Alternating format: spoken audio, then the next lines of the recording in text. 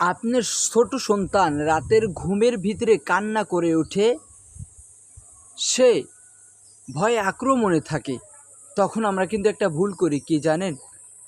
সকালবেলা কোনো কবিরাজের কাছে নিয়ে যায়, অসংখ্য গলায় তাবিজ ঝুলিয়ে দিই। এটা শিরক, এটা করা যাবে না।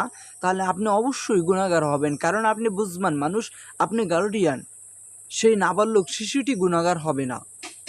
কোরআনের ভিতরে 4টি সূরা রয়েছে, এই 4টি সূরা পড়ে যদি আপনি তার শরীরে ফু দিতে পারেন, ইনশাআল্লাহ সেই নাবালক শিশু রাতের ঘুমের ভিতরে কান্না করে উঠবে না, তার ভয় আক্রমণে থাকবে না। সেই 4টি সূরা আমরা জেনে নিই।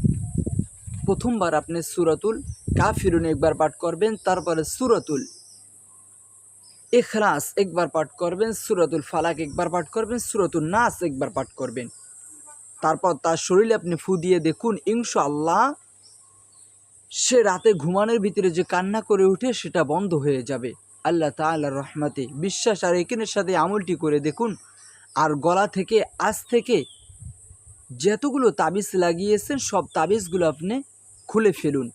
আর একটা শেয়ারের মাধ্যমে লক্ষ কোটি মানুষ কিন্তু জানবে এই আমলটির বিষয়, তাই শেয়ার করে দিবেন।